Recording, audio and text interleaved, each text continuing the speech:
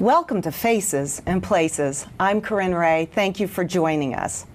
Senior citizens scammed by con artists. It happens a lot, more than you would think. Last year, $110 million was stolen from seniors by con artists. $110 million just last year. That's according to the Federal Trade Commission. And how many seniors? More than 25,000. And that is just the tip of the iceberg. Federal officials believe that only 8% of victims report being scammed. They feel embarrassed. They worry about their grown children thinking they can't manage their affairs. So with that, we've invited two of Beverly's finest to share how you can protect yourself, your parents, your grandparents, friends, neighbors, loved ones, and what you can do and where you can go if you feel you've been scammed. And with that, I'd like to welcome Officer Brian Long. Thank you. And Officer Dan Brown of the Beverly Police Department. Thank you both for coming here today. It's our pleasure. And Officer Long, how do you spot a scammer? What would you look for? Well, there are a few clues in regards to their persona and how they approach you. First of all, any person who's going to scam you will be able to scam you. You're going to have to trust them.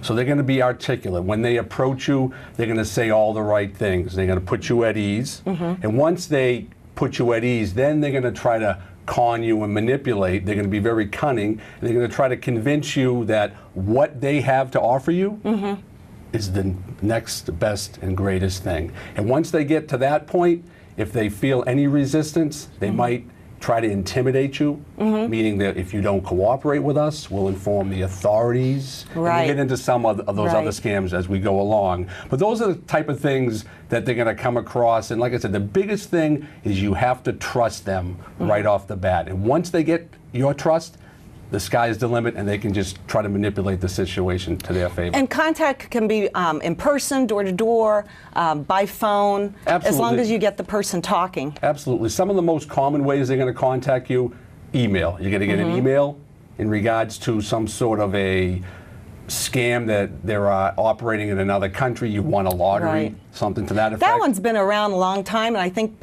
people, maybe not everyone, but people have heard of that. But we were discussing before the show about one that was very interesting, Officer Brown, about the email from somebody's hacked into your email account and can access your contacts. That's a common one. With all the ways to get information on the internet through all the social networking, Facebook, the scammers have access to your personal information. They do a little research.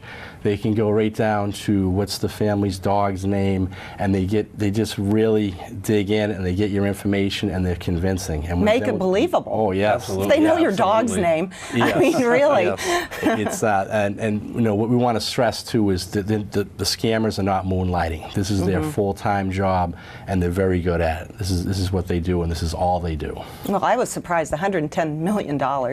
That's a lot. And if that's just 8% of people reporting it, I mean, that's big business. It's a big motivation for these scammers. The money, it's easy money, and very rarely do they actually get caught and prosecuted.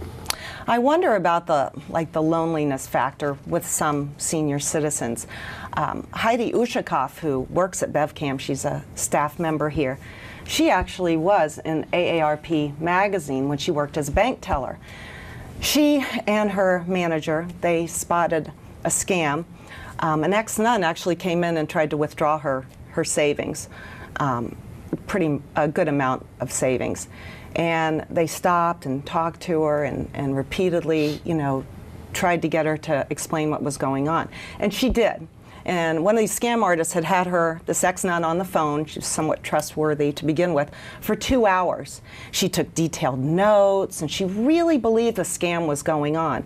As a matter of fact, she believed it so much that when AARP came into the bank with the ex-nun and Heidi and her manager to take the picture, she still in the back of her mind kind of wondered if she really was going to get this money that she was promised. That's what it was. It was one of those money exchange types of things. And in the back of her mind, she still had that hope. I think scammers, they pretty much prey on our instinct of easy money. If it's easy money, why shouldn't I go for it? And they'll try to convince you, and they'll put all the bells and whistles up there. Everything is going to look legit. It's going to sound legit. And if someone says to you, give me $100 and I'll in turn give you $2,000, most people, elderly or not, elderly isn't always the factor, the variable here. It's just the human nature of easy money. So they prey on that, and it is difficult to convince a person that what is being delivered to you, what's being sold to you, is not actually what you're going to get in the long run. And they play on, I think, people's sympathies, or like you said, there's access to information. In AARP magazine this past month, they talk about the grandparent tugging on the heartstrings. So they would call a senior citizen and say, your granddaughter so-and-so is in the hospital, she needs some money right away, and play on that. Or they've been arrested and they need money, or they're stuck on the side of the road and they need to get their car fixed. That's common. The arrest is common. Yeah, talk about that, Officer Brown. That recently happened over in Salem. They were using Western Union to send money up to Canada, and kudos to, I want to say it was Walmart that caught them on like the third their time. wire service? Yeah, made a phone call to the police, and they came down because they said, hey, this isn't right.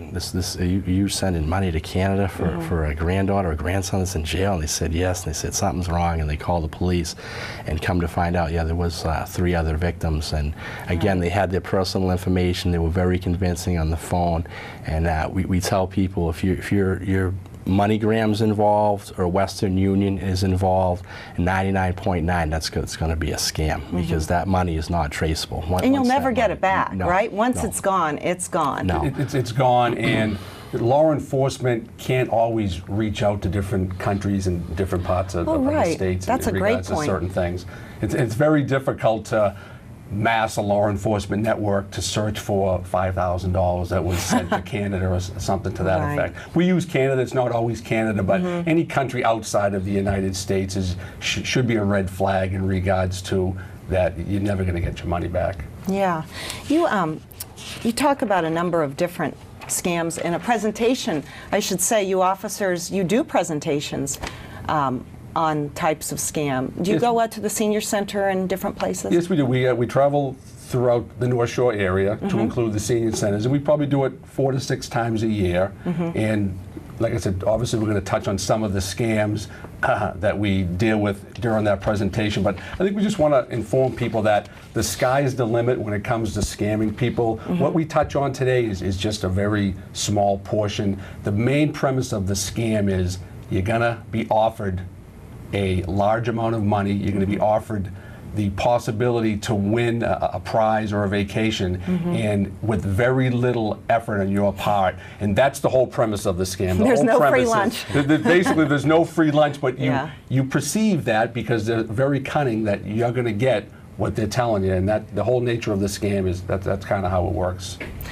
Do victims or potential victims, do people come up to you after you do a presentation and say, you know, that happened to me, or it happened to my friend, and it probably really happened to them? Yes, and the scams that we talk about, obviously when we have more time, we talk about more scams, and people will say, oh yeah, I've seen that one, I've gotten that one. Can you give some examples of that? Because that would be the common ones are the free vacation. That's something that most people have seen, and we tell people we don't. One of our big things is not contacting the scammers, because if you dial that number, your free vacation is going to turn into, if you join a travel club for $200 or $300, we're going to give you a trip to Disney World, and now the wheels are spinning. You're thinking, oh, $2,000 or $3,000 trip for $200. This doesn't sound too bad.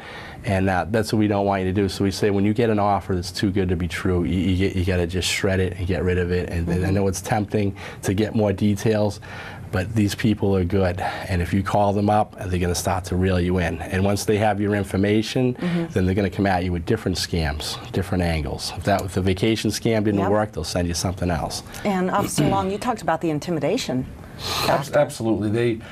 If they think they have you initially and then they feel some resistance, the intimidation factor is probably going to be the next step, meaning, for example, the tax scam, which is Right. only good within a 2-month buffer of the tax season. But how that works is Yeah. they'll send you an email, they'll give you a call, or they'll send you a letter, and they'll say, hey, Mrs. Smith, we are reviewing your taxes, and it appears as though you either have been overpaid or you owe us money.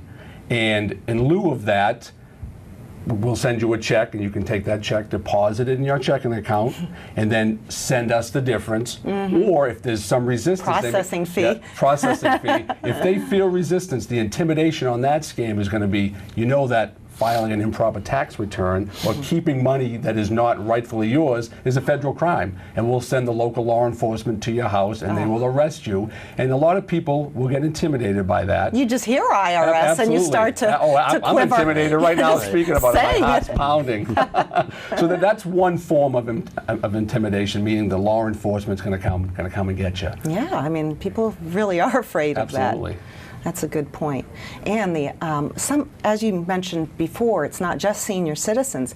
In the email, I've had them myself where it looks like an official Yahoo account request, and it'll say, we need to reset your account, and can you tell us this, and this, and I know better. I mean, I used to do it for a living, spot the scams, and for a second there, I'm thinking, oh, well, this is routine. No, it's not.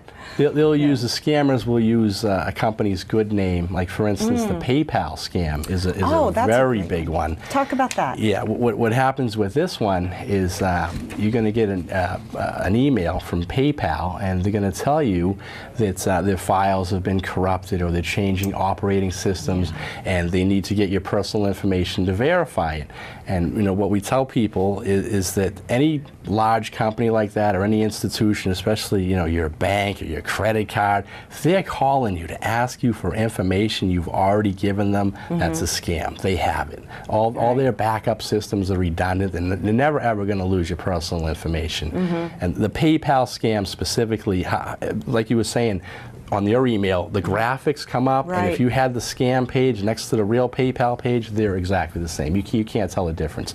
The clues with this one are, it'll be a generic greeting. It'll say, "Dear PayPal user," and then it'll that's a good point. It'll ask you to click on the link, and otherwise they would use your screen name or the name that you've given them, and that's the big clue with that. And that is a very big one. And even though PayPal puts it out there, watch out for this, there are still people. If you catch someone off guard, they just got home from work, they're tired, and they sit down at the computer and see this, say, oh, I wanted to purchase something, they want my information again, and then they caught you. So it's you got to be careful. Well, and younger people, I mean, everyone who uses PayPal, that would catch your attention. And I think we get bombarded with so many warnings. So-and-so comes out, that after a while you stop listening to it. It's like when the car alarm goes off in the neighborhood, nobody does anything. If I could touch a little on what Dan said in regards to PayPal sending emails.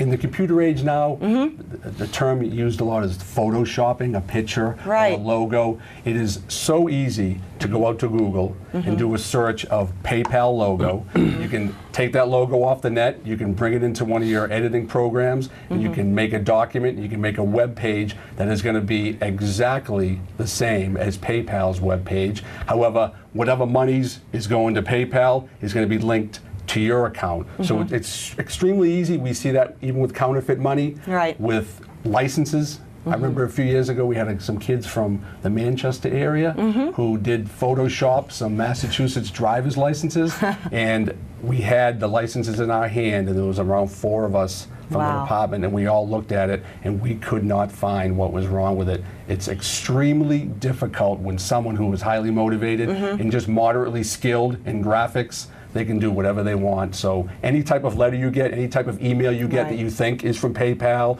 or Yahoo or even your Comcast internet provider to reset your password, it's extremely easy for these people to trick some people. Not all people, but a certain percentage. If you trick 3 or 4 people, and those 3 or 4 people you trick will give you $5,000 a piece, you had a pretty good work week making $15,000. Well, those kids were paying attention in computer class at least. There you go. Had that going for them. But a lot of elderly, I mean, I know of quite a few who are new to email and starting to do computers, so sometimes I think, not just elderly, but they might actually believe that their information's been lost, and it's a very believable thing. But I would also think a lot of elderly would respond to mail notices, like jury duty, for example, because these are responsible citizens. They've worked hard all their life. They want to do the right thing. So can you talk about that? The jury duty is, back in the days, if you get a letter, please be advised that on July 15th, report to Lawrence Superior Court for jury duty, and you'll check it off and you'll send it back in and everything will be fine. Up until a few years ago, if you didn't go to jury duty, they really didn't do a lot to you. They just kind of forget about it. But nowadays, if you don't attend jury duty, they actually will put a warrant out for your arrest. It says a pretty stern warning on it. Yeah, there is a stern warning on it nowadays. But like 20 years ago, 15 years ago, that wasn't the case. So they prey on that now. The scammers know that. They know that if you don't go to jury duty, potentially you can be arrested. So they'll send out 1,000 emails, 2,000 emails, and out of those emails, maybe 2 or 3 people didn't attend jury duty. So in their mind, they're saying, I didn't attend jury duty, this must be legit, and they're going to offer you to pay the fine, a $5,000 fine, pay it to the Commonwealth of Massachusetts, and they're going to be intimidated because they know if they don't pay the fine, they could be arrested. They're not going to call the police department and say, hey, this is Mr. Jones, do you have a warrant for my arrest because I'm sitting in my house right now? They're not going to do that. No. So they're going to be intimidated or conned into sending the money, whether they wire it through their checking account, whether they send their credit card number, or however the scammers are going to operate to get their money. Western Union, one of the things we've already talked about. So yeah, the jury duty scam is definitely prevalent out there, and they do prey on a certain amount of people who don't attend jury duty. So it's percentage phone calls or sending out, like you just know a certain number of people probably have skipped jury duty. Oh, absolutely. You could very easily, if you're into the computer business and you really know how to operate Google and their search engine, you can get yourself 10,000 emails very easily. And out of those 10,000 emails, you send them out to 10,000 people. Like I said, if you even had 5 or 6 people respond to those emails, you're going to make yourself some good money for the week. Wow. But but the scammers, if you respond and you say, "Hey, I went to jury duty," if that person responds, they have an answer for that too. They say, "Oh, well, this must be a mistake. All you need to do is verify your personal information, and we will take care of this." Obviously, it's a clerical error. So either way, the person who responds either way, they have something for you. They're going to try and steal your identity. That's a great point. Now, what should somebody do? They find out their parent's been ripped off, grandparent. Where would they go? Call the police station? What happens? That'd be step one. Yeah, it would be call the police, and we can get out and take a report and see what's going on, if it's something that's been in the area or this is new to us and we're not aware of it. Because someone being scammed, the embarrassment factor is a big hurdle. No one's in any rush to run down to the police station and tell us that they've been duped. But it's important because now we can put something in the paper, we can warn other people that you got to look out for this, this isn't real. And it's a big thing. The underreporting is a big thing. I've seen that happen as far as getting it out there to the public over the years. I think the summertime one is the paving the driveway. Oh, absolutely. You want to talk about that, Officer? Yeah, the paving the driveway is typically a paving crew. A group of guys will pull up to your house and they'll have a big dump truck and they'll have some paving equipment. They'll knock on your door. They'll say, Mrs. Smith, we have some extra asphalt, and we were just looking at your driveway or your sidewalk, and what would typically cost $3,000 today, because we have extra asphalt. Right. They're very good people. They're going to help you out. And they're in the neighborhood anyway. They happen to be in the neighborhood. They're cunning and they are articulate. They'll offer you $1,000 for that asphalt, and you'll be, oh, Jesus. And you see it. Sounds like a good deal. You look at your driveway. Yeah, I do need my driveway fixed. And they'll go out there, and most legitimate pavers will dig up your driveway. They'll grade it. They'll make it nice and flat, and they'll pour a good amount of asphalt on your driveway, and it'll be correct. What the scammers are going to do, they're going to put ½ inch, 1 inch. They're going to set it down there. 3 months later, a snowstorm comes, someone shovels your driveway, and asphalt's going to pop right up, and you're not going to know you were scammed until they leave a few months later. And sometimes they don't even do that, right? Like they take the money, we'll be back sometimes tomorrow. they'll take your money. You're right. They'll take your money. They'll take a $500 deposit, and you'll never see them again. And can you imagine somebody, an elderly person, or even not, but I mean that's happened to them? Like they're going to want to report that? Hey, guess what? I paid somebody I didn't know. Yeah, I mean, that's hard. some people don't want to admit that they were scammed because the embarrassment factor. But and it's it not happens. even just elderly, right? It can be anyone, middle-aged people, younger people, college-age people. So That's right. But I think, you know, a lot of seniors, while they're on Social Security, many seniors have been very frugal and they've built up a nice nest egg, and that must be attractive to scammers. Yeah. We had a story, another North Shore town community. It wasn't Beverly, but there was an elderly gentleman, and it was the same thing. It was a paving thing, and the paving thing rolled into, there's a hole in the roof, to other things, and I believe it was $30,000 to $40,000 in a 14-day period. And so they'll keep going to the well too sometimes. They won't just be happy with the money they bilked out of you for the driveway. So that's something that happens too. Have you been able to get money back for victims? Have there been? I can tell you an incident that happened in Beverly probably 5 or 6 years ago. We went to a call for a couple who had just purchased a house, and they wanted to do an extension of their house, and a legitimate, or a so-called legitimate construction company that they found in the Yellow Pages. The individual came over, had his construction truck, had his business cards, everything appeared legitimate. He went over there and he gave him a price of around $60,000 to add a little bit to their house.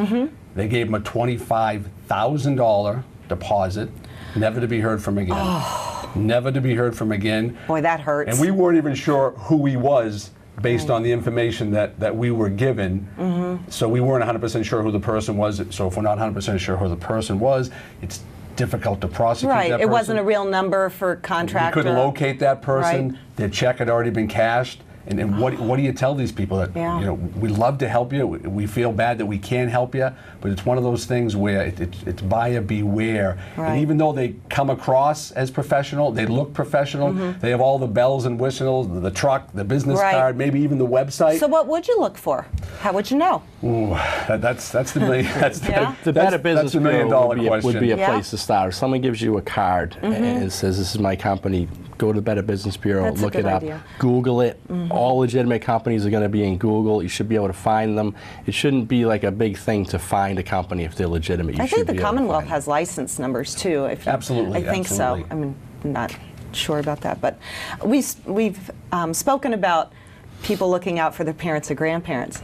But I was noticing one of the single scams, meeting singles. Maybe grandparents ought to be watching out for the grandkids in reverse. So grandparents, listen up to this one in case you're here. This is Dan's specialty. Okay, Dan. Talk about that. These are tough because not only do they get you financially, but now they get you on an emotional level too. We're talking about the singles? Yes. Yeah. The dating page. Dating. Yes. What happens generally is they're going to make a connection with you through a chat room, through a dating site, and at some point in time, usually within the first couple of weeks, they're going to come up with a sick relative. When they feel they have some kind of connection with you, they're going to come up with either a sick relative and they need you to send money for an operation, or the more common one is they want to travel and see you. Yes, and, to meet you. Yes, and generally they're from a far-flung foreign country. Of course. They need a lot of cash. A lot of airfare. Yes, but you know the upside is you're finally going to meet because this person's interested in you. There's always that hope, like you said. That's right. And you know these are just awful. And we tell people, you know, we're not telling anybody not to meet people on the internet. It's a great way to meet people. We're just saying don't send money to someone you've never met in person, because that picture they throw up on the screen, you don't know whether they're male, female, they're around the corner or on the other side of the earth. You don't know. They're just, and again, they're going to say Western Union. They're going to say MoneyGram or Western Union, that money. That way it's untraceable and you're never going to be able to get it back. But yeah, these are. It sounds like common sense, but I really think your point of that these scammers know what they're doing, and they do manipulate, and they build your trust. And you think about if you've been communicating with someone over a period of months, you think you know them, but you don't. Right. You know, many years ago, communication was always face-to-face. That's right. You could actually get a feel for a person. If you're going to meet someone on a blind date at a restaurant and her name is Linda, you can, this is Linda. This is what Linda looks like, or this is what Tom looks like. On the internet, they may have a picture that they stole from someone else's web page, pasted it on their web page. You're not even going to know who they are. So if we try to investigate those situations, we don't even know who they are. They may give a name that they're from Waltham, but we have no idea where they're from or who they are. I want to talk about, you know, you see a lot of these bus trips to Mohegan Sun and whatnot. It's a great way one day when I retire to be out there having some fun as well. But there's a gambling type of scheme that goes around that focuses on that you're a winner, online gambling, that you've won, and you need to what? How does that one work? Those are the online gambling rooms. For people who can't get on the bus to go. Yes, it seems like a nice option. You know, it's not a smoky casino. You do it from the privacy of your own home, and unfortunately, online gambling is illegal in the United States. So if your money is taken, which is oftentimes the case, you can't even call law enforcement. We can't do anything for you because you were doing something illegal to begin with. But how it works is you go into the game room and you join, and you need a credit card to set up an account. Now they have your personal information. So they can either scam you through their gambling system where they just make the odds so you can't win, or they let you win, but they never pay you the money, and they just take money from your credit card, whatever you put in your account. If you put, open up an account with $1,000 in it, they just take it, and then you have absolutely no recourse. And the credit card companies, they're probably not all that forgiving. That sort of thing. No. Yeah. So no, I mean, the credit card companies are not going to recoup that money either. You and I pay it through interest rates because they're not going to get that money back either. Well, we've spoken about a number of different types of scams, the door-to-door with the paving, online, in the mail with the jury duty. Is there anything going on right now, like a hot scam that people should? Yeah, I was actually at work last night watching the TV, and something came up on the Channel 5 News that Medicaid and Medicare, there's a scam that has just hit. Basically what it is, with a lot of the new insurance reform, a lot of people have had to redo their insurance information. And they hear the laws change. The laws are changing, so what happens is someone will send you a letter or an email or call you. This is, from Medicaid and Medicare. We need to update your records.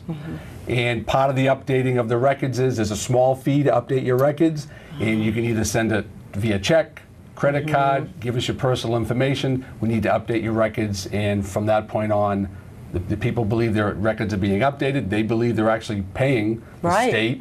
And they think they're updating all their records. It makes sense. But in reality, that check is going to someone else, and they'll never see that money again. So that's the most common one that was top news at 11 o'clock last night. Yeah, so be aware of that one. And I could see where people would get hooked in. And a lot of people are busy, so it's like, okay, here's another thing.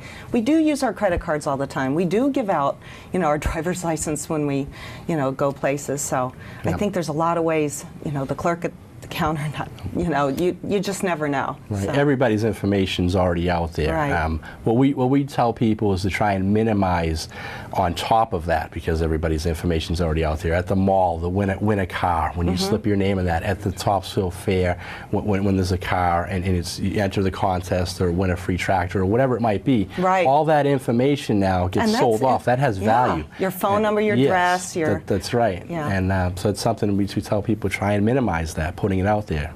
Any other final tips for our viewers? Final tips. In regards to scamming, the whole premise is they're going to prey off the human greed factor. We all need money. We all go to work. We need money. Money kind of makes life a lot easier. So when someone offers you easy money, don't take it. In the back of your mind, you have to say, why are they offering me easy money? If the money was so easy, they would keep their little secret to themselves. That's right. That's a great point. So there's no free lunch. You got to go to work to get your money, and that's the way it is. I thank you, gentlemen, very much for sharing. Thank you for having us. The various scams, and I thank you for watching Faces and Places, and I thank the BevCam crew. They're terrific. They do a great job. And join us next time for Faces and Places. I'm Corinne Ray.